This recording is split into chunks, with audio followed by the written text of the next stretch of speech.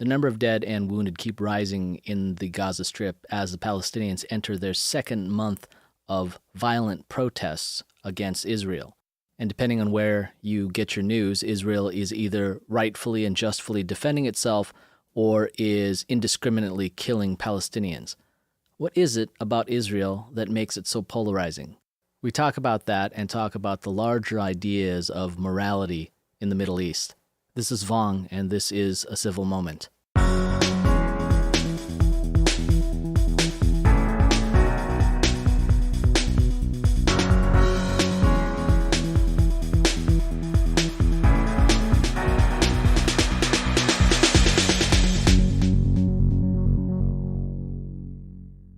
They're pushing civilians, women, children, into the line of fire with the view of getting casualties. We try to minimize casualties. They're trying to incur casualties in order to put pressure on Israel, which is horrible. That's Benjamin Netanyahu, Prime Minister of Israel, talking about Hamas putting civilians in harm's way. Hamas is the leading party in the Palestinian Authority, the ruling party, and they are organizing these demonstrations designed to put pressure on Israel. And their stated goal is the destruction of the Israeli country, the Israeli state. Here's the UN Human Rights Commission condemning Israel for the violence taking place in the Gaza Strip. We condemn the appalling deadly violence in Gaza yesterday, during which 58 Palestinians were killed and almost 1,360 demonstrators were injured with live ammunition fired by the Israeli security forces. Of those injured, 155 are in critical condition. 6 children and a health worker were among those who lost their lives, and 10 journalists suffered injuries from gunshot wounds. Now, it's important to understand that these injuries and this loss of life isn't occurring in the Gaza Strip at large. They are occurring in these areas where Palestinians are massing and attempting to rush the border. Among other things that they're doing, lighting kites on fire with swastikas and sending them over. It's clearly designed to be a provocative action.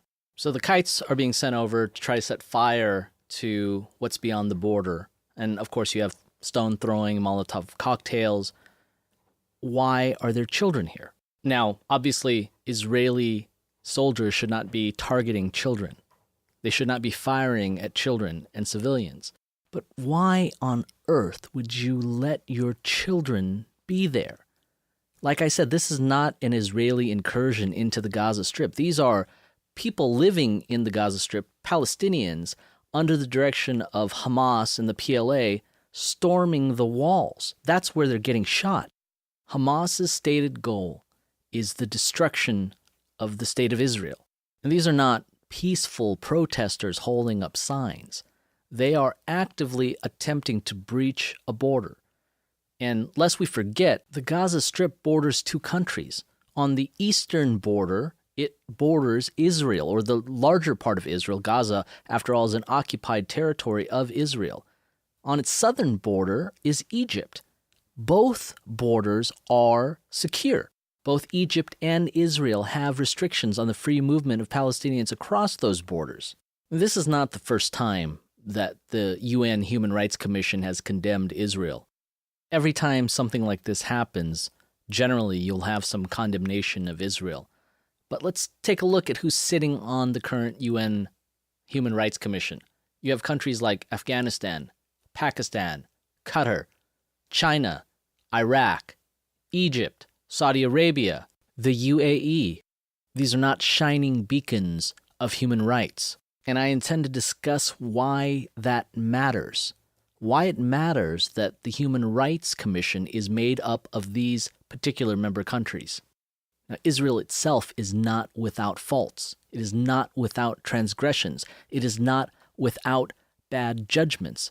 The interesting thing is if you look at how media covers Israel, you have some very polarizing viewpoints. You have people who are very pro-Israel.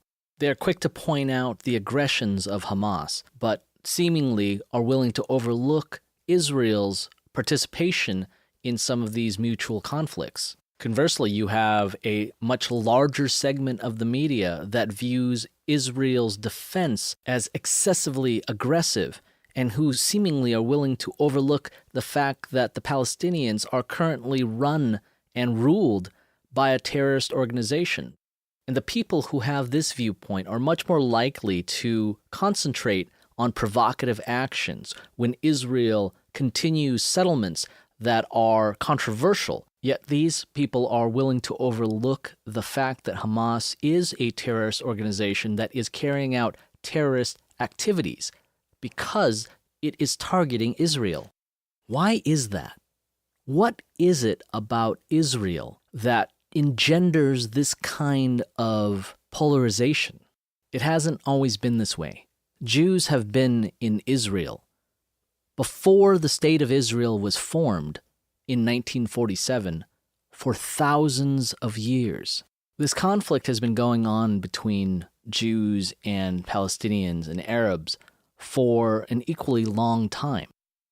May 15, 1947, the General Assembly of the just-formed United Nations resolved that a committee called the United Nations Special Committee on Palestine be created to prepare for the consideration of what to do about the Palestinian territory that was up until then controlled by the British Empire. On November 29 of 1947, the General Assembly adopted a resolution that would form an Israeli state via the partition of Palestine. Almost immediately, Palestinians and Jews came into conflict and a civil war broke out in Palestine. At this point, the Western world at large was in support of Israel. This included even the Soviet Union. American media and the public were also likewise in support of Israel. Liberal thinking has always been about those individuals or those states that appear to be oppressed. It's about lifting up those who are oppressed. And in this time, Israel was the oppressed. During Israel's war for independence, it was defending itself against the armies of not just the Palestinians, but Egypt, Jordan, Iraq, Lebanon, Syria, Yemen, Morocco, Saudi Arabia, and even Pakistan. Israel won that war.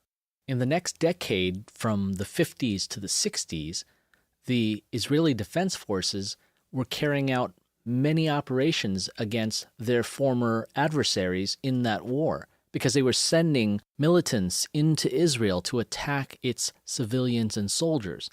But the reprisals were exceptionally violent. The Israelis had a policy that it would exact a high blood cost so as to deter continued incursions and future attacks. Suddenly, the state of Israel and the Jews who lived there after the horrors of the Holocaust were appearing less than the victims they were when the country of Israel was formed. And then Israel won the Six-Day War in 1967, where they defeated Egypt, Jordan, and Syria. And it was in this war that Israel captured the West Bank from Jordan, the Golan Heights from Syria, and Sinai and Gaza from the Egyptians. Just 6 years later, during the Yom Kippur War in 1973, Israel once again defeated Egypt, Syria, Iraq, and Jordan. And no longer could Israel be considered to be an oppressed country. Clearly, Israel is a power in the region, and not only that, Israel is an undeclared nuclear power in the region. The mantle of having been oppressed no longer applies. And the one thing that liberal elements in the media and liberal political elements gravitate towards is the oppressed. And now it looks as though that Israel has become the oppressor in their eyes. And I reiterate that there are people who view Israel as an oppressor, as an aggressor, and they cover Israel in that manner. And then there are people who view Israel's right to defend itself as paramount, and they are willing to overlook Israel's transgressions and aggressions and provocative actions like the building of settlements on occupied territories. And there are plenty of reasonable people who feel like it's somewhere in between, that the truth is more nuanced than black and white, Israel or Palestinian? And why does the United States so vehemently defend its ally Israel? And is it a good thing? Though perhaps only this administration, the Obama administration, had a complicated relationship with Israel. But even so, they knew that Israel as an ally must be defended, even in spite of the fact that their base, the Democratic Party, and liberals in general, who view Israel as an oppressor, as an imperial power, and therefore the enemy of the oppressed, and therefore not worthy of support. Leftists take an even dimmer view because of what Israel represents. And what is it that Israel represents? In the Middle East, Israel is the only country that has an ethic and a value that mimics our own. There is objective morality. Good is good whether or not you understand that, whether or not you believe that, whether or not you see that. The opposite of that is moral relativism, where someone might believe that maybe there isn't anything such as good and evil, only the experiences that we have that define what is socially acceptable and that which is not acceptable. So, a couple years back, there was a picture that went around the internet of a dress. And there were many arguments about this dress because in some people's mind, they saw a dress that is blue with black trim. And other people saw a dress that was white with gold trim. You can go look for this dress if you haven't seen it before. It's on Wikipedia. It's known as The Dress. But people making the argument that I see it this way, this is my perception, it is true, it is white with gold, or it was blue with black. And for the people who couldn't see the way that other people saw, they couldn't understand how someone could see something that was clearly white with gold trim as blue with black trim. And conversely, people who saw it as blue with black trim thought the people who were seeing it as white with gold trim as out of their mind. But eventually someone identified that dress. It is objectively a blue dress with black trim. That is not dependent on your perception of the dress. You might still believe that that picture showed a white dress with gold trim, but if you take that dress and you put it somewhere where you have a detector and you shine a light on it with a light source that is measured and knowable, the spectra that you will read will tell you unequivocally that it is a blue dress with black trim. And so it is with morality. We may perceive things a certain way. Our values may be shaped by our families, our friends, the country we grew up in, the culture that we experience every day. We live in a Judeo-Christian ethic, a system of government that comes from the idea that the individual is sovereign. And if that comes from a religious context, that Judeo-Christian ethic, that is the spark of divinity that is within every single individual who is conscious. If you're Catholic, you might call that the Holy Spirit. But even if you are an atheist, the idea that every person has a consciousness that is valuable, and to the extent that it is that valuable, is nowhere else in the world, in the history of mankind, as clearly stated as it is in the Western world. That set of values, that core belief, has brought more people out of misery and poverty than any system that has come before. And it is not a perfect system. In the words of Winston Churchill, democracy is the very worst form of government, except for all the others that have ever been tried. So we know it is not perfect. We know there is more to do, more work to be done, more forms of self-governance to be discovered. But dare we say that all forms of government, that all cultures are morally relatively the same thing, that the perceptions of those who are proponents of any one form of government, that the perceptions of those who are proponents of any one culture, that it's all the same, that their perceptions are equally valid. No, we cannot say that. Is that our arrogance? Is that because we live under the umbrella of Western civilization and Western culture that we feel our forms of government, that our culture is superior? That is the leftist argument.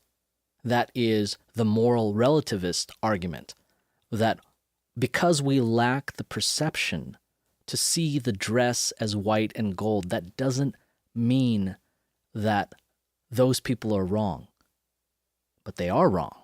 If you measure the idea of morality in terms of human suffering, this is author and neuroscientist Sam Harris's way of viewing it, or at least I've heard him speak of it this way, and it's a good example of how to grasp what morality might mean in absolute terms.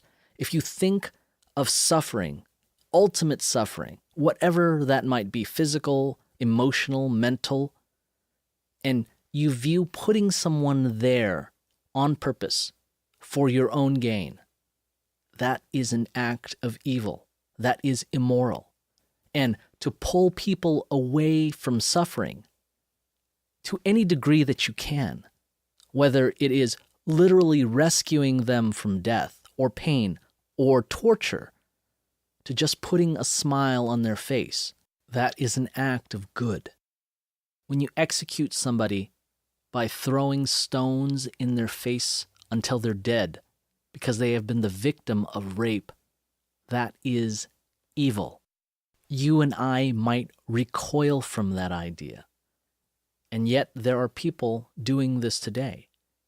And maybe not because individually they see their acts as evil, but the system that allows that to take place, that lets them believe that it is anything other than evil, is itself evil. There is no moral equivalency there. There can't be. If we are not willing to say that that act is wrong, that that act is evil, that the system that allows people to believe that is anything other than evil, if we can't agree that a system that views that act as evil is superior to one that does not, is to disagree with the idea that there is a spark of divinity, that every person is valuable, that their consciousness has value. And if that kind of thinking takes power, we already know what happens. History is littered with the corpses and the victims of that kind of mentality, which is not to say that Western culture is devoid of evil and evil people. We see evidence of that every day in our news. And it is also not to say that these countries are full of evil or evil people. By and large, the people of these countries are good. By and large, the people of Western countries are good. But the systems and the values that allow for human suffering by dehumanizing its enemies is evil. And Western countries certainly are guilty of that as well. But it is the recognition that there is progress made, that we should not give up the progress that has been so difficult and so hard fought and so hard won by pretending that where we've come from and where we are equally valid places. And the countries and the places that are not yet where we are in terms of human rights, where we are yet in terms of individual freedoms, that is equivalent to the Western ideal of individual sovereignty, the Western ideal of the spark of divinity. Those are not equal things, and it is foolish and dangerous to suggest they are. The second law of thermodynamics states that all systems tend towards a state of entropy or chaos, that left to its own devices things crumble because there are more crumbled cases than there are cases of order. As a thought experiment, imagine a billiards table.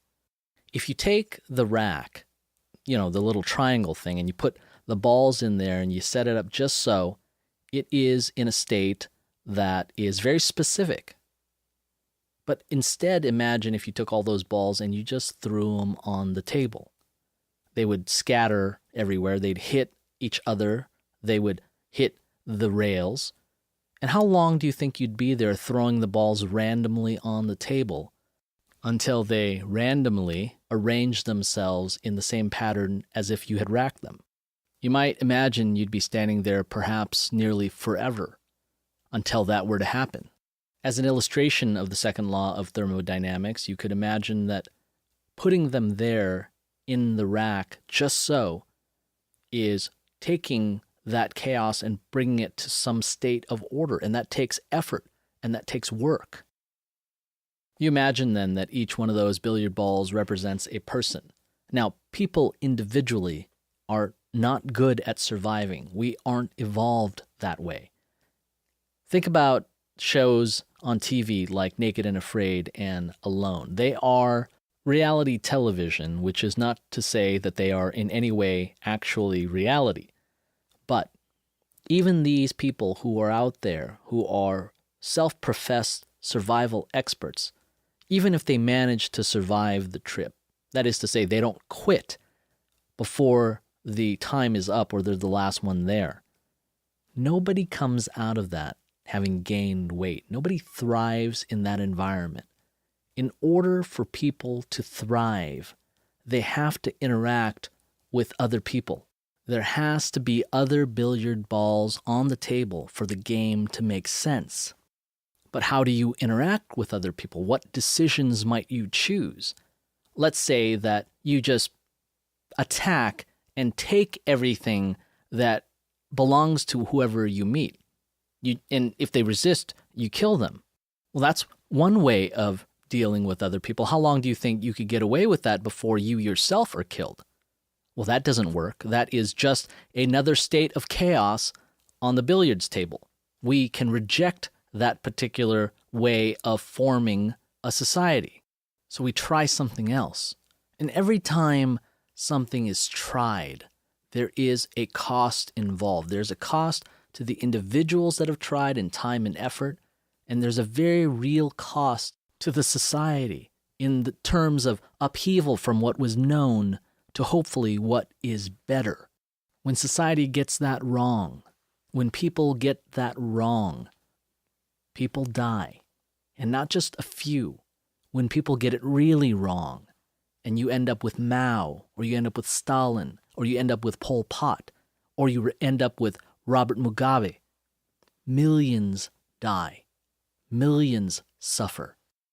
These systems, these societies, these governments are not morally, relatively the same. They are not equivalent.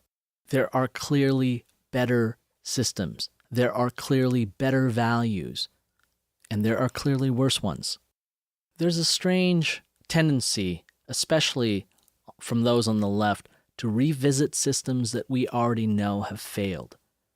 And in order to do that, in order to justify that, if there is any interest in justifying it all, because more often than not, those who disagree are merely cast out as being hateful or otherwise uninterested in the plight of the oppressed. There's an idea that somewhere out there is a magical form of government that will bring the downtrodden up to the level of everybody else. And there might be. But it certainly isn't anything we've already tried. And it certainly isn't the kind of socialism that is being suggested. And it certainly doesn't begin with the idea of moral equivalency, that the only reason that we believe that Western culture is superior is because we live in it. That might be true. But there are objective reasons why Western civilization needs to be defended. And yes, we would be fools to disregard and ignore what we could learn from cultures and societies and histories outside of the Western culture, outside of the Western history. And when we learn them and adopt them, that is not appropriation, that is growing. That is finding wisdom and accepting it and making it your own.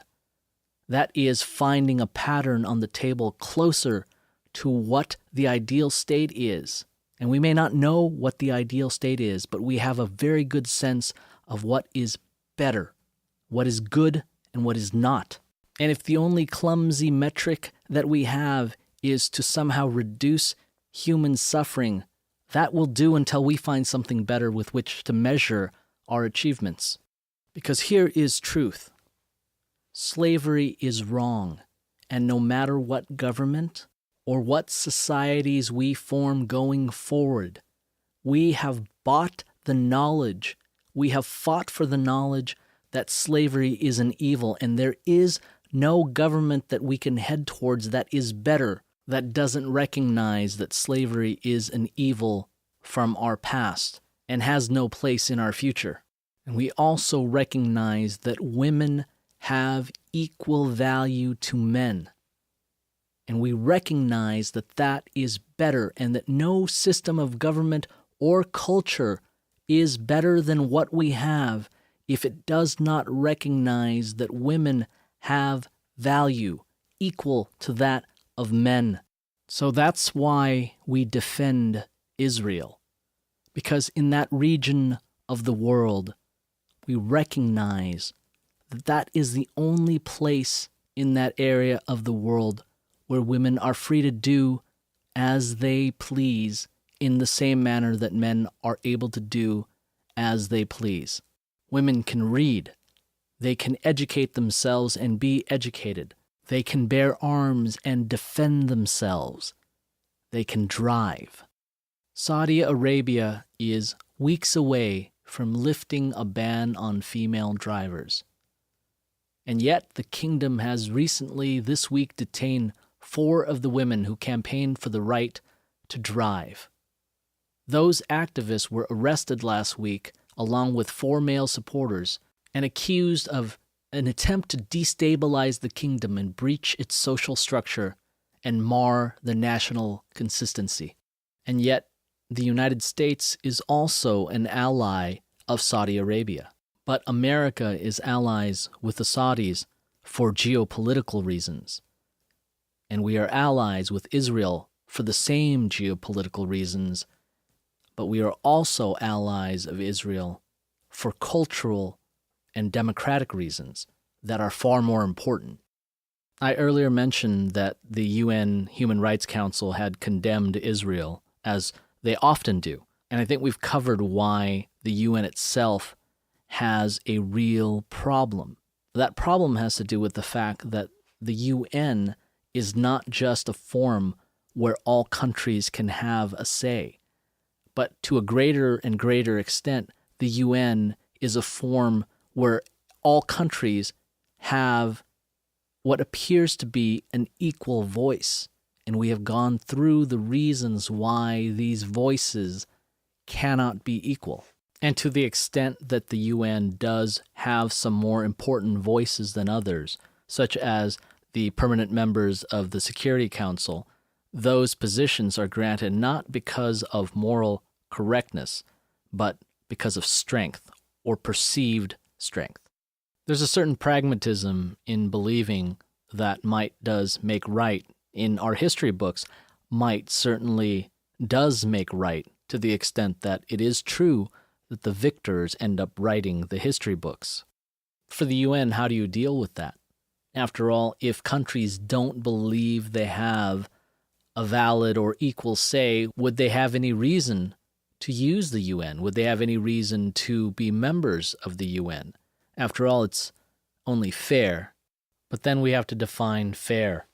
So I know a judge who is retired. He spent most of his years adjudicating civil cases.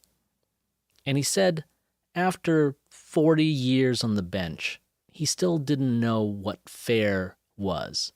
But he knew what it meant to the people in his courtroom. Generally, fair meant whatever they wanted the outcome to be. So we'll have to talk about the idea of fairness and why it doesn't work at a later time. But suffice it to say, the UN's got some real issues, and there are no obvious answers. And as ineffectual and as bloated and seemingly unnecessary as the UN may be, there's also no doubt that in the past they have been able to resolve conflict without nations having to resort to violence or worse. Like Israel, the UN has its very vocal detractors and its very vocal supporters, those who believe the truth lies somewhere in the middle, as it does with seemingly all things political, would appear to be quite shy with their opinions, except, of course, yours truly. But that is why those of us who believe that Israel is an important ally for the United States in the region, and those of us who believe that Israel is an important ally for us in the world because of its ethics and ideals being so similar to our own, must defend Israel, yes, but also be willing to see the truth and understand that Israel makes mistakes, as we all do, as all countries do, as all people do, and that the recognition of those kinds of mistakes allows us to better understand where it is we want to go. And we know that is moving forward to a better idea and never looking back at a failed idea. And in some uplifting news, I'd like to take this opportunity to congratulate a mother soon-to-be. This pregnancy has been a long time in coming, and there has been many, many efforts at having a baby. And we only have to wait 16 to 18 months for the pregnancy to come to term. That's right, 16 to 18 months. The San Diego Zoo Institute for Conservation Research announced that one of its female southern white rhinos is pregnant. They were able to get her pregnant through artificial insemination. And the idea is that while southern white rhinos are endangered, the northern white rhinos, there's only 2 left. The male recently died. The remaining 2 northern white rhinos are both female, and they are on the brink of extinction. So the San Diego Zoo is hoping that this knowledge, this capability of inseminating the southern white rhino, and hopefully she will bring to term a calf sometime in the summer of 2019. But that this experiment, that this procedure will give them some knowledge to hopefully save the northern white rhino from extinction. It is a long uphill battle, and there's no guarantee that it'll be won, but it's a fight worth fighting, and we wish them the best. If you've enjoyed this program or found it informative or enlightening, please subscribe. The Civil Moment podcast is new, and your support and involvement is greatly appreciated and absolutely vital if we are to continue doing this. Listen to our podcast on iTunes or SoundCloud and leave a review. Our audio is now also available on YouTube. Follow us on social media at Facebook or Twitter. Like and share our podcast announcement. It all helps. You can contact us by sending an email to podcast@civilmoment.com or visiting us on our website at www.civilmoment.com. Thank you. Until next time, I'm Vong, and this has been A Civil Moment.